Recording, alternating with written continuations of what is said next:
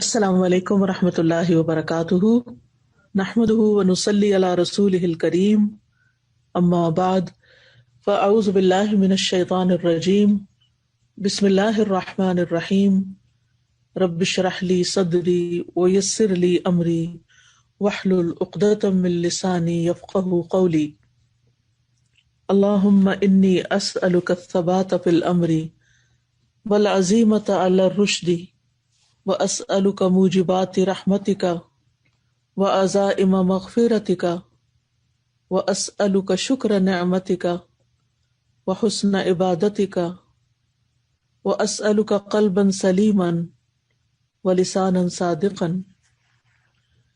اللہ تعالیٰ کا بہت بہت شکر ہے، اللہ تعالیٰ ہی کا احسان ہے کہ آج ہمیں اللہ نے سب کو آپس میں اپنے نام کی خاطر جمع ہونے کی توفیق عطا فرمائی۔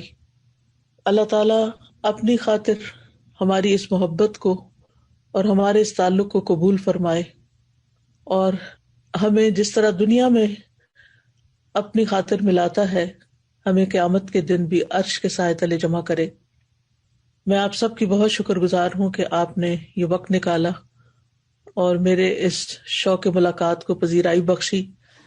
اللہ تعالیٰ آپ کو اس وقت کے دینے پر سب کو جزائے خیر دے، اور جو بھی اس کے پیچھے کوششیں ہیں ان پر بھی اللہ تعالیٰ آپ کو بہترین جزائے خیر عطا کرے۔ اللہ تعالیٰ سے ہم سب کا ایک تعلق ہے، یہ اللہ کا احسان ہے کہ اس نے ہمیں مسلمان پیدا کیا، اور ہم سب اس پر ایمان رکھتے ہیں، اس کی عبادت کرتے ہیں، اس سے دعائیں کرتے ہیں، اس کی خاطر بہت کچھ کرتے ہیں۔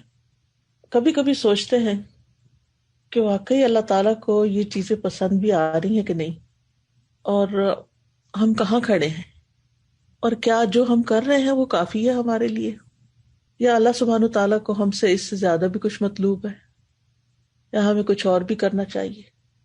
کرنا چاہیے تو کیا کرنا چاہیے، کیسے کرنا چاہیے، اور کیا ہو سکتا ہے، کیونکہ زندگی تو ایک ایک دن کر کے ختم ہوتی چلی جا رہی ہے، اور ایک دن ہم اپنے رب کے سامنے جا کھڑے ہوں گے۔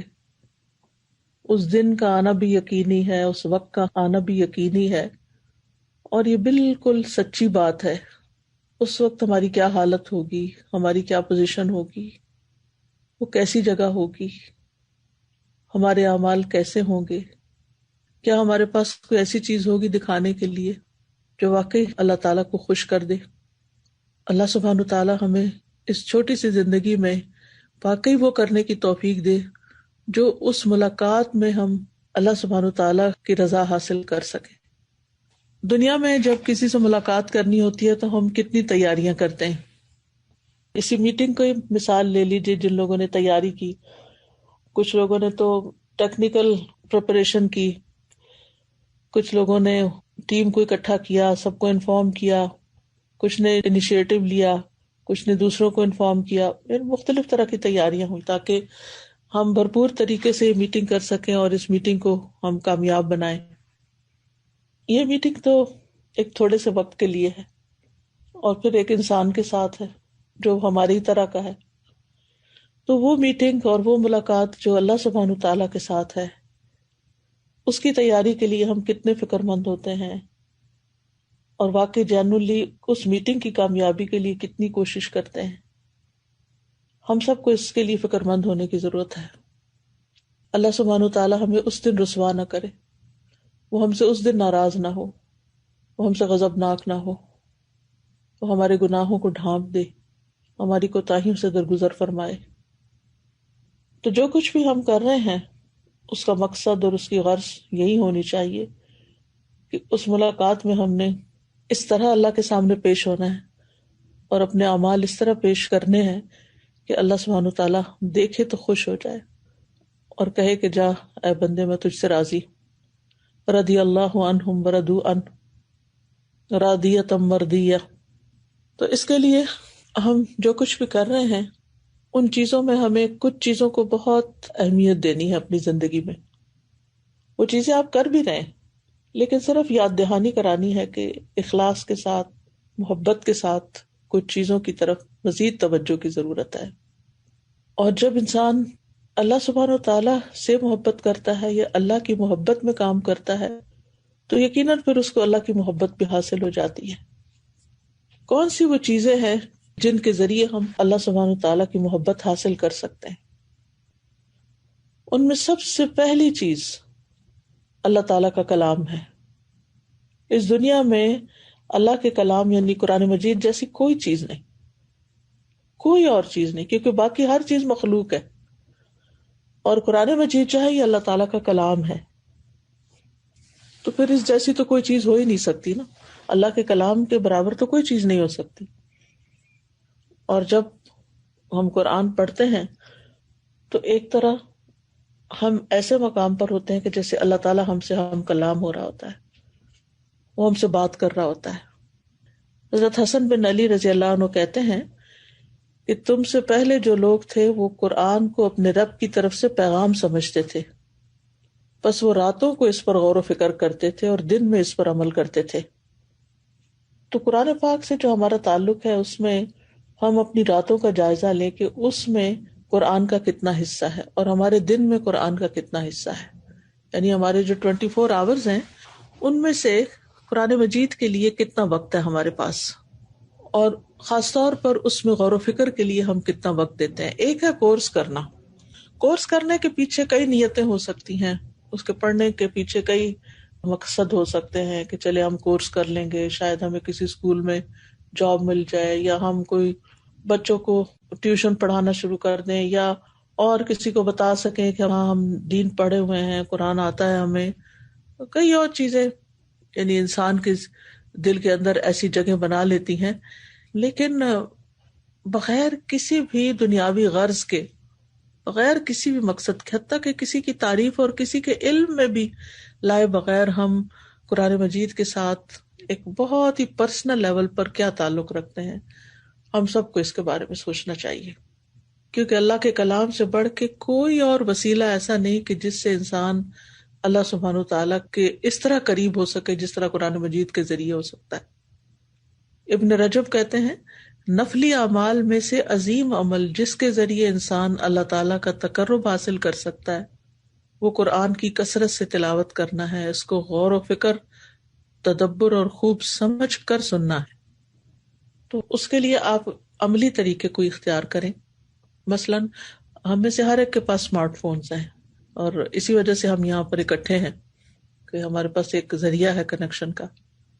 آپ اس میں قرآن مجید کی کوئی بھی ایپ ڈاؤن لوڈ کر لیں، اور جیسے مثال کے طور پر یہ قرآن ایکسپلورر ہے یا قرآن مجید ہے یا آئی قرآن پرو ہے یا بیان القرآن ہے، یعنی کوئی بھی، اس کے علاوہ بھی ہیں لیکن میں ان کو پریفر کرتی ہوں۔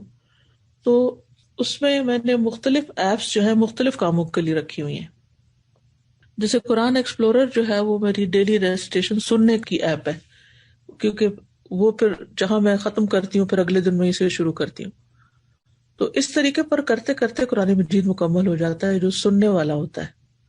یہ پیڈ ایپ ہے لیکن یہ ہے کہ بہت اچھی قرأت ہے اس میں اور بہت اچھا کام کرتی ہے، اور اس میں یہ کہ دن کے ایک مخصوص وقت میں، یعنی جیسے میں صبح کے وقت اپنی چائے بناتی ہوں تو اس وقت میں چائے بنانے اور پینے کے دوران ساتھ ساتھ سنتی رہتی ہوں، اور خاص طور پر جب میں بیٹھ کے چائے پی رہی ہوتی تو آپ کو پتہ ہے چائے پینے میں تھوڑا سا وقت لگتا ہے نا، تو وہ وقت اگر ہم ادھر ادھر کی باتوں میں یا ٹیکسٹ میسج چیک کرنے میں یا کرنے میں یا لوگوں کی باتیں کرنے میں، کسی سے باتیں کرنے میں گزاریں، تو اس سے بہتر ہے کہ ہم یہ نہیں میرے پاس یہ ٹائم ہے، آپ کے پاس کوئی اور ٹائم ہو سکتا ہے، آپ اپنے حساب سے دیکھ سکتے ہیں۔ تو اس میں یہ ہے کہ بعض آیتیں اس عجب طریقے سے سمجھ آتی ہیں کیونکہ بہت ہی ایک یکسوئی کا اور ایک انجوائمنٹ کا بھی ٹائم ہوتا ہے۔ جیسے عام طور پہ ہم اگر کسی کے ساتھ مل کے چائے پئیں، دو لوگ ہوں، فرینڈس کے ساتھ ہوں، گھر والوں کے ساتھ ہوں، تو اس کا مزہ اور ہوتا ہے، اور اکیلے کہیں چائے کا کپ لے کے بیٹھے میں ہوں تو وہ اور طرح کی چائے ہوتی ہے۔ تو جب قرآن مجید کے ساتھ آپ بیٹھ کے سنتے ہوئے آپ ساتھ چائے کی سپ سپ لے رہے ہوتے ہیں تو آپ ایکٹیو اور فریش بھی ہوتے ہیں، بالکل الرٹ ہوتے ہیں، اور اس کے ساتھ یہ ہے کہ آپ قرآن مجید سن رہے ہوتے ہیں، تو الحمدللہ اس سے پھر یہ کہ کنیکشن بن رہے ہوتے ہیں، فلاں صورت میں تو یہ آیت اس طرح آئی ہے، اس صورت میں یہاں اس طرح ہے، اور پھر چونکہ سنتے چلے جاتے ہیں نا تو وہ پھر دوبارہ ریپیٹ ہونے لگتا ہے، پھر ایک دفعہ ختم ہو جاتا ہے، پھر دوبارہ شروع ہو جاتا ہے. تو اس طرح یعنی غور و فکر کے ساتھ جو سننا ہے یہ انسان کو اللہ تعالیٰ کے قریب کرتا ہے. یہ میرا قول نہیں ہے، یہ ابن رجب کا ہے، ٹھیک ہے نا. اور تلاوت جو ہے وہ اگر نماز کے اندر کی جائے، جیسے نفل نماز کے اندر، تو وہ زیادہ بہتر ہوتی ہے. ویسے بھی آپ کر سکتے ہیں لیکن وہ وقت اس کے لیے زیادہ بہتر ہے. اسی طرح خباب بن ارت نے کسی آدمی سے کہا، جتنی تمہاری استطاعت ہے اللہ کا قرب حاصل کرو، اور خوب جان لو کہ تم ہرگز کسی چیز کے ساتھ اس کا قرب حاصل نہیں کر سکتے جو اس کو اس کے کلام سے بڑھ کر محبوب ہو. یعنی اللہ سبحانہ تعالیٰ کا قرب اللہ کے کلام سے بڑھ کے کسی چیز سے حاصل نہیں کیا جا سکتا. تو ہمیں اللہ سبحانہ تعالیٰ کی محبت پانے کے لیے، اس کا قرب پانے کے لیے اس کے کلام سے محبت کرنا ہے، اور اس محبت کا ثبوت دینے کے لیے اس کو پڑھنا بھی ہے، سننا بھی ہے. اور جیسے ابن مسعود کہتے ہیں کہ جو شخص قرآن سے محبت کرتا ہے وہ اللہ اور اس کے رسول سے محبت کرتا ہے. اور یہ ہے کہ یہ اگر ارلی مارننگ ہو، سحری کے وقت ہو، یعنی قرآن سے تعلق، تو وہ اور بھی زیادہ بہتر ہوتا ہے. وہ ایک شخص تھا نا جو قل هو اللہ احد سے بہت محبت کرتا تھا، تو ہر نماز میں اس کو پڑھتا تھا. لوگوں نے اس شخص سے پوچھا کہ تم کیوں ہر نماز میں ہر رکعت میں یہ پڑھتے ہو؟ تو اس نے کہا، اس لیے کہ یہ رحمان کی صفت ہے اور مجھے پسند ہے کہ میں اس کو پڑھوں، کیونکہ اس میں اللہ تعالیٰ کی صفات کا ذکر ہے، توحید کا ذکر ہے، اخلاص ہے اس میں. تو ایک سورت کی وجہ سے، ایک سورت کی محبت کی وجہ سے نبی صلی اللہ علیہ وسلم نے اس کے بارے میں کیا خبر دی تھی؟ آپ نے فرمایا اس کو خبر دے دو کہ اللہ اس سے محبت کرتا ہے. تو یہ بہت ضروری ہے کہ ہم قرآن مجید کے ساتھ غور و فکر، تدبر. میں نے اب الحمدللہ یہ جو کتاب ہے عربی کی القرآن تدبر و عمل، اس کے 5 پارے پڑھا دیے ہیں، اللہ کا شکر ہے. اب ہم 25ویں پہ ہیں. اللہ کا شکر ہے کہ میں دعا کرتی ہوں کراچی ٹیم کے لیے، بارک اللہ فیکم، کہ ماشاءاللہ انہوں نے سلسلہ جاری رکھا ہوا ہے. جو سپارے میں پڑھا چکی ہوں وہ اس کے شارٹ کورسز آفر کرتے چلے جاتے ہیں اور اس کو پڑھ رہے ہیں، پڑھا رہے ہیں. تو باقی ریجنز بھی یہ کام کر سکتے ہیں کہ سٹاف کے لیے خاص طور پر، یا جو ہمارے ایکس اسٹوڈنٹس ہیں ان کے لیے ایک پارہ تدبر کا دوبارہ سے شروع کر سکتے ہیں. ہماری ایک اسٹوڈنٹ اس دفعہ ویکینڈ پہ کلاس میں بتا رہی تھی کہ 30th پارہ یہاں کینیڈا میں جب پاکستان میں تھی تو یہاں ہو رہا تھا. اس دن شاید سنو تھی اور الہدا بند تھا، تو گھر سے وہ کلاس لے رہی تھی. تو ان کے ہسبینڈ نے سنا 30th پارے کا تدبر کا کچھ حصہ، تو انہیں بہت ہی اچھا لگا. تو انہوں نے اپنے پاس ڈاؤن لوڈ کر لیا، اور وہ کہتی ہے کہ روز اپنے کام پہ جاتے ہوئے انہوں نے کئی بار وہ سپارہ پڑھا. تو تدبر جو ہوتا ہے نا، وہ ایک دفعہ کورس کر لینے سے نہیں ہوتا، یا ایک دفعہ پڑھ لینے سے نہیں ہوتا، اس کو بار بار پڑھنا ہوتا ہے. تو آپ ایک ہی سپارہ لے سکتے اور اس کو کئی دفعہ پڑھ سکتے، ایک سورت لے سکتے اس کو کئی دفعہ پڑھ سکتے ہیں. یہ جو تدبر و عمل کتاب ہے الحمدللہ، اس میں میں دیکھتی ہوں کہ ایک آیت کو بعض اوقات 2-3 مفسرین کے ریفرنس سے وہ اس میں بیان کرتے ہیں. یعنی ایک ہی آیت ہوتی ہے، کبھی ابن عاشور نے کیا کہا، یا ابن القیم نے کیا کہا، یا ابن جزئی نے کیا کہا، تو ان کی مختلف تفسیریں لاتے ہیں. تو وہ کمپیریزن بھی ہوتا ہے کہ کس طرح اللہ سبحانہ تعالیٰ مختلف لوگوں کے ذہن میں مختلف باتیں ڈالتا ہے. تو بہرحال ایک بات تو یہ ہو گئی. ہم جب سٹاف میں آ جاتے ہیں خاص طور پر، تو ہمارا پڑھنے لکھنے سے کئی دفعہ تعلق کمزور ہو جاتا ہے. اور کے پی کے ریجن کے بارے میں بھی مجھے پتہ چلتا رہتا ہے، کیونکہ ان کی ماشاءاللہ نوٹس آتے ہیں باقاعدہ لکھے ہوئے، اور جو کورسز میں یہاں کرواتی ہوں اس کو ساتھ ساتھ یہ فالو اپ کر رہے ہوتے ہیں. اللہ تعالیٰ بہت برکت دے ان کے وقت میں، اور علم میں اور آگے بڑھتے رہیں. پھر دوسری چیز جو ہے، نوافل کے ذریعے اللہ تعالیٰ کی محبت. دیکھنے میں یہ آتا ہے کہ جب ہم دین کے کام میں مصروف ہو جاتے ہیں تو ہم نوافل کی طرف توجہ نہیں کرتے، بس فرض نماز تک رہ جاتے ہیں. اس کو بھی ضرور چیک کریں، کیونکہ اللہ سبحانہ تعالیٰ فرماتے ہیں، حدیث قدسی ہے، صحیح بخاری میں آتی ہے کہ فرائض کی ادائیگی سے زیادہ بندہ کسی چیز سے میرا قرب حاصل نہیں کرتا، اور میرا بندہ مسلسل نوافل کے ذریعے میرا قرب حاصل کرتا رہتا ہے یہاں تک کہ میں اس سے محبت کرنے لگتا ہوں. تو نوافل کے ذریعے اللہ تعالیٰ کی محبت حاصل ہوتی ہے. ٹھیک ہے، فرائض کے ذریعے قرب حاصل ہوتا ہے، اور نوافل کے ذریعے قرب حاصل ہوتے ہوتے محبت کے درجے پہ جا پہنچتا ہے انسان. اور سب سے بخیل وہ شخص ہے کہ جس کا تعلق اپنے رب سے صرف فرض کی حد تک ہے، کہ وہ کہہ کہ میں نے ڈیوٹی پوری کر دی، بس ختم، میرے جاب ختم. کچھ لوگ ہوتے ہیں نا جو کہیں جاب کرتے ہیں، کام کرتے ہیں، اسٹاف میں ہوتے ہیں، وہ صرف گھنٹے پورے کرتے ہیں، وہ صرف اپنا فرض پورا کرتے ہیں. ٹھیک ہے، وہ بھی اچھا کر رہے ہیں، لیکن زیادہ ہر دل عزیز وہ ہوتے ہیں جو صرف فرض نہیں پورا کرتے، وہ ایکسٹرا کام کرتے ہیں، وہ نفل بھی پڑھتے ہیں. تو خاص طور پر سنن رواتب جو ہیں، دن کی 12 سنتیں جن کے پڑھنے سے ایک محل جنت میں بننے کی بشارت دی گئی ہے، اس کا اہتمام بہت ضروری ہے. آپ دیکھیں گے آپ کے وقت میں برکت ہوگی انشاءاللہ. ہر وقت ایمرجنسی کریٹ نہیں کیے رکھیں، کیونکہ کچھ ہمارا اپنی ذات کا بھی حق ہے، کچھ اللہ تعالیٰ کے حقوق ہیں، اور کچھ بندوں کے حقوق ہیں. ان تینوں کے درمیان ایک بہترین تقسیم کریں. بعض اوقات ہم ایک نیکی کرتے ہیں نا اور دوسری اگنور کر دیتے ہیں، پھر ہم کہتے ہیں ہم یہ بھی تو کر رہے ہیں نا، کیا ہوا اگر وہ نہیں کر رہے. نہیں، اس طرف بھی توجہ کرنی ہے. جو کام نبی صلی اللہ علیہ وسلم نے کیے ہیں وہ ہمیں کرنے ہیں. تیسری چیز جو ہے وہ اللہ سبحانہ وتعالیٰ کے ذکر پر دوام، کیونکہ انسان جس چیز سے محبت کرتا ہے نا اس کا ذکر بہت کرتا ہے. جو مال سے محبت کرتا ہے وہ مال کا یعنی منی میٹرز میں ہی باتیں کرتا ہے. جو سیر و تفریح کا شوق رکھتا ہے، ٹریولنگ کا شوق ہے، تو وہ وہی قصے سناتا رہتا ہے. اسی طرح باقی جن چیزوں سے بھی، بچوں سے جن کو محبت ہوتی ہے وہ ہر محفل میں بیٹھ کے عورتیں بچوں کی باتیں نہیں کرتی رہتی ہیں. تو جس کو اللہ سے محبت ہوگی وہ ہر جگہ پر اللہ کا ذکر کرے گا، اور خاص طور پر جو مسنون اذکار ہیں.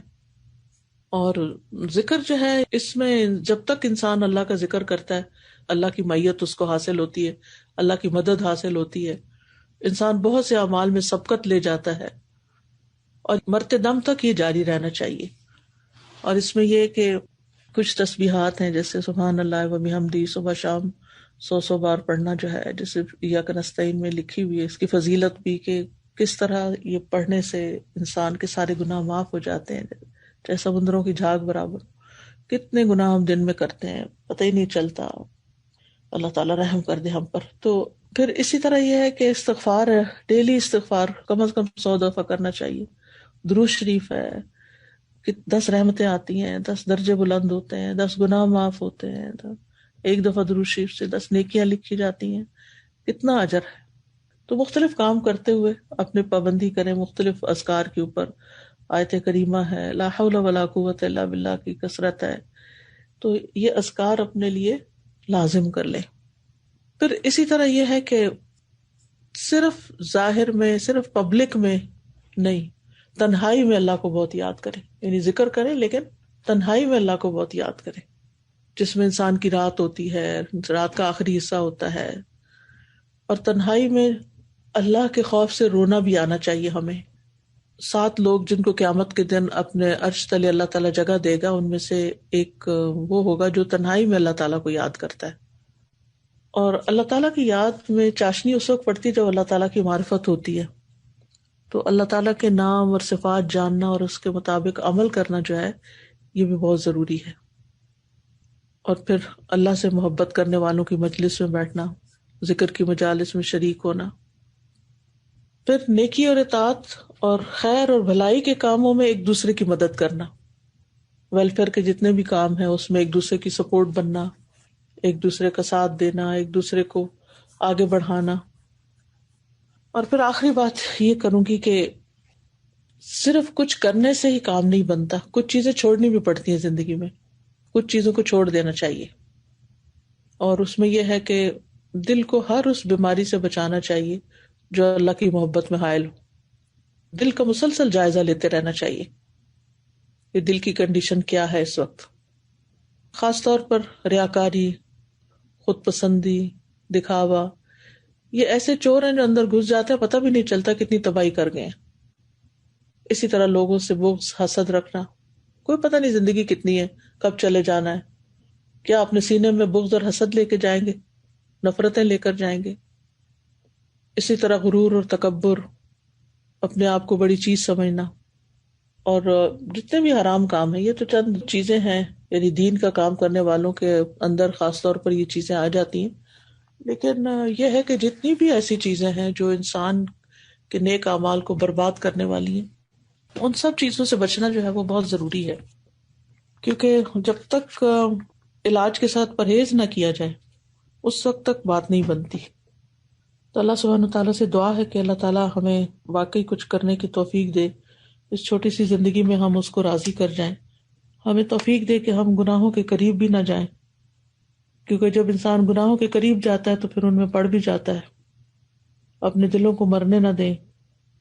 علامہ ابن الجوزی کی ایک کتاب ہے صید الخاطر، اس میں وہ کہتے ہیں کہ میں نے اکثر علماء اور زاہدوں کے حالات میں غور کیا تو انہیں ایسی سزاؤں میں گرفتار پایا جن کا انہیں احساس نہ تھا، اور ان کو بہت سی سزائیں طلب جاہ کی راہ سے پہنچتی ہیں، یعنی عہدہ اور مقام حاصل کرنے کی خواہش. چنانچہ اگر ان کے عالم پر یا ان کے بڑے پر گرفت کی جائے کسی غلطی کی، یعنی انہیں غلطی بتائی جائے تو وہ غضبناک ہو جاتا ہے، اور ان کا جو باعث ہوتا ہے وہ اپنی فنکاری اور ریاکاری کرتا ہے اور زہد کے نمائشی کام کرتا ہے، یعنی کہ میں بڑا زاہد ہوں، نیک ہوں. کہتے ہیں کہ ان کی پہلی سزا یہ ہے کہ مخلوق میں مشغولیت کے سبب حق تعالیٰ سے کٹے ہوئے، یعنی لوگوں کے اندر کاموں کے اندر اتنے مشغول ہیں کہ اللہ تعالیٰ سے تعلق جو ہے وہ بہت ہی کمزور ہے. اور ایک مخفی سزا یہ ہے کہ مناجات کی شیرینی اور بندگی کی لذت سے محروم ہے، یعنی عبادتوں میں ان کی لذت نہیں ہے. یہ سزا ہے. تو ہم سب کو بھی دیکھنا چاہیے، اگر ہماری عبادت میں لذت نہیں، ہمیں مزہ ہی نہیں آتا قرآن پڑھ کے یا سن کے، یا اس طرف دل ہی نہیں چاہتا کہ کسی ایسی مجلس میں شریک ہوں، یا اس مجلس میں بیٹھ کے ہمارا دل نہیں لگتا، تو پھر ہمیں ضرور سوچنا چاہیے کہ ہم اللہ سبحانہ تعالیٰ کی محبت پا رہے ہیں یا پھر کسی سزا کا شکار ہے. کہتے ہیں ہاں کچھ مومن مرد اور عورتیں ایسی ہیں جن کی وجہ سے اللہ تعالیٰ اس زمین کی حفاظت فرماتے ہیں.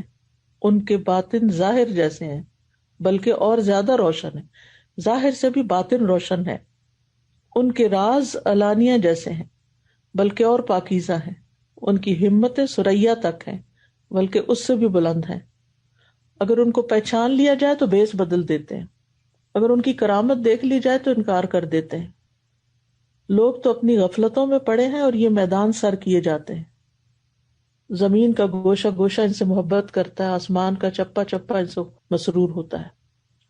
تو بہرحال آخری بات یہی ہے کہ ہم ہر ایسی چیز سے بچیں کہ جس سے ہماری عبادت کی جو چاشنی ہے یا سویٹنس ہے یا ایک لطف ہے عبادت کا، وہ لطف باقی رہے، اس پہ کوئی حرف نہ آئے.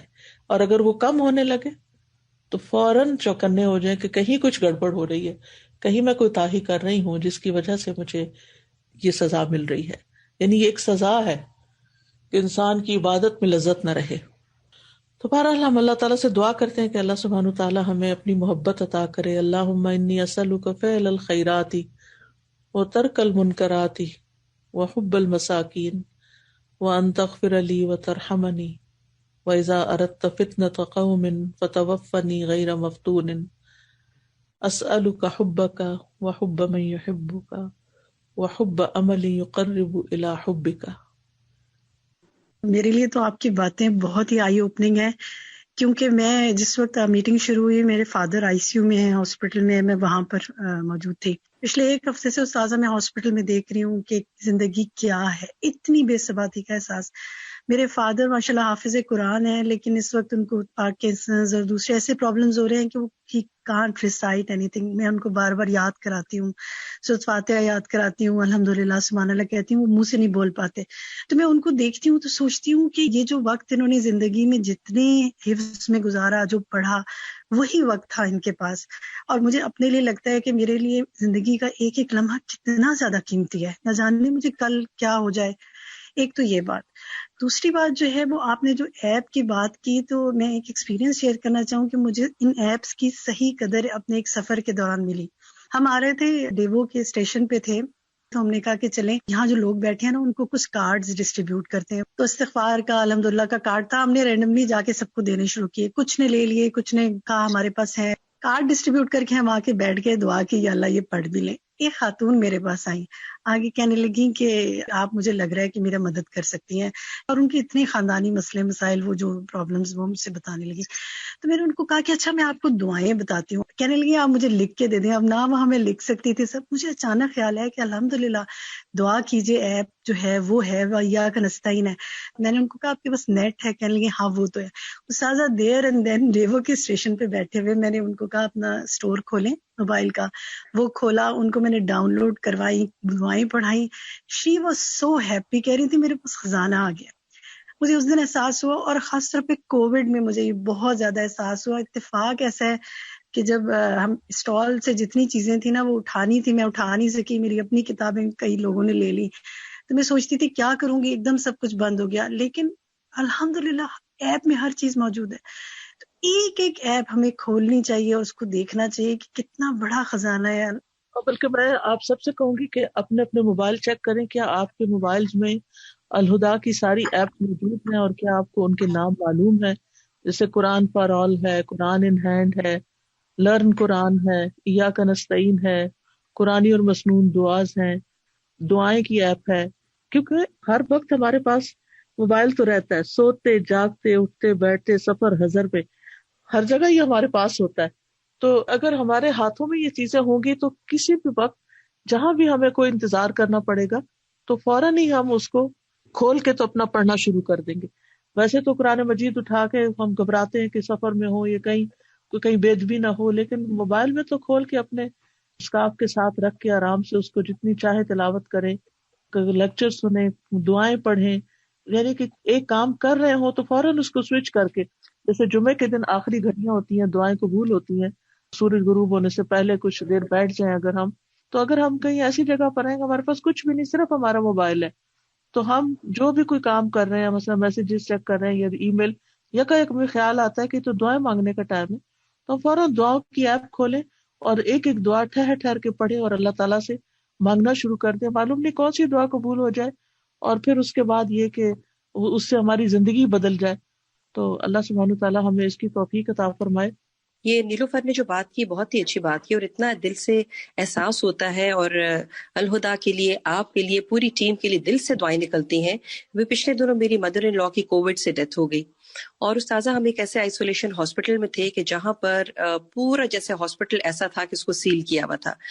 تو وہاں پر تقریباً 12 گھنٹے 15 گھنٹے بیٹھنے کا اتفاق ہوتا تھا, کیونکہ وہ کمزور بھی تھیں اور کافی پریشان بھی تھیں اپنی اس بیماری کی وجہ سے. تو ساتھ الحمدللہ جو ہماری کلاسز چل رہی ہوتی تھیں, آن لائن ہمارے باقاعدہ کورسز ہوتے رہے, میں باقاعدہ اپنی ساری کلاسز کو بھی میں سنتی رہی, آپ کی جو رات کو کلاسز ہوتی تھیں وہ بھی ہم سنتے تھے. تو اس سے بڑا ہی دل کو ایک احساس ہوتا ہے شکر گزاری کا کہ اللہ تعالیٰ نے ہمیں موقع دیا, اور کتنا اللہ کا احسان ہے کہ اللہ نے ہمیں ایک ایسے ادارے سے جوڑ دیا کہ جس پہ ہمارا وقت اتنے اچھے طریقے سے گزرتا ہے. اور ہم کہیں بھی ہوں, کیونکہ آپ دیکھیں یہ گیجٹ ہے, اس گیجٹ کو آپ کتنے ملٹیپل چیزوں میں استعمال کر سکتے ہیں. یہی گیجٹ اگر ہم اور چیزوں میں لگائیں تو کتنا اس میں ہمارا وقت ضائع ہوتا ہے, لیکن یہ دل کو اتنی سیٹسفیکشن ہوتی ہے کہ الحمدللہ ہمارا وقت ضائع نہیں ہو رہا. بالکل. اور ایک اور چیز یہ اس پہ ایڈ کروں گی کہ آپ کم از کم 10 لوگوں کو ایپس شیئر کریں, یعنی ان کے لنک آگے بھیجیں, تاکہ وہ جو دعائیں پڑھیں آپ کا بھی حصہ ہو جائے. جو لیکچر اس میں سے سنیں گے وہ آپ کے لیے صدقہ جاریہ بن جائیں گے. اور جیسے یہ ہمارے آن لائن آتے ہیں لیسنس, فیس بک پر آتے ہیں, یوٹیوب پر آتے ہیں, قرآن مجید کے تدبر کے بارے میں یا تفسیر کے بارے میں یا اور کوئی بھی, تو اگر آپ ان کو صرف شیئرنگ ہی شروع کر دیں, آپ میں سے ہر ایک اپنے لیے وہ بنا لے کہ میں نے ہر روز کم از کم ایک لیکچر ضرور اپنے لوگوں کے ساتھ شیئر کرنا ہے, وہ سنے یا نہ سنے, اگر 1000 لوگوں تک بھی پہنچا ہے, جیسے آپ مثلا فیس بک پہ شیئر کرتے ہیں, تو اس میں سے ہو سکتا ہے 2 لوگ سن لیں اور 2 لوگوں کی زندگی بدل جائے, تو آپ کی ایک کلک سے کتنے لوگوں کا فائدہ ہو سکتا ہے. تو ہمیں قرآن مجید کو خود بھی پڑھنا ہے اور آگے بھی لوگوں تک پہنچانا ہے. اللہ سبحانہ تعالیٰ ہمیں اخلاص کے ساتھ اس کی توفیق عطا فرمائے, کیونکہ اس وقت سب لوگ پینڈیمک کی وجہ سے انٹرنیٹ سے کنیکٹڈ ہیں, اور جتنے زیادہ اس وقت لوگ انٹرنیٹ سے فائدہ اٹھا رہے ہیں اتنا شاید اس سے پہلے کبھی بھی نہیں تھا. تو کیوں نہ اسی دوران وہ قرآن مجید سے بھی جڑ جائیں, اور اس میں آپ کی کوشش بھی شامل ہو جائے, اور آپ وہ سارا اجر سمیٹ جائیں جس کی آپ کو خبر بھی نہ, اور قیامت کے دن وہ آپ کے نامہ اعمال میں نکلے کہ آپ نے کسی کو قرآن کے ساتھ لگا دیا تھا، جوڑ دیا تھا. تو میں آپ لوگوں سے اجازت چاہوں گی، اور آخر میں یہی کہوں گی کہ جو کام آپ کر رہے ہیں اس میں مزید اخلاص، اور ہم سب نے اپنی عبادت کو چیک کرنا ہے کہ اگر اس میں لذت نہیں تو لازماً کہیں نہ کہیں کمی ہے. ہم اپنے نفس سے دھوکہ نہ کھائیں کہ یہ سوچیں کہ ہم نیکی کے بہت سے کام کر رہے ہیں تو شاید ہمارے لیے یہی کافی ہے. اللہ نے ہمیں اپنی عبادت کے لیے پیدا کیا ہے، اور عبادت صرف کسی بے روح ایکسرسائز کا نام نہیں ہے.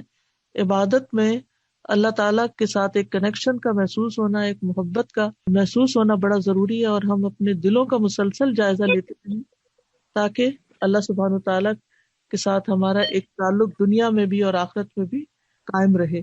اللہ تعالیٰ آپ سب کو بہترین جزا عطا کرے. سبحانک اللہم و بحمدک، اشہد ان لا الہ الا انت، استغفرک و اتوب الیک. السلام علیکم و رحمۃ اللہ وبرکاتہ.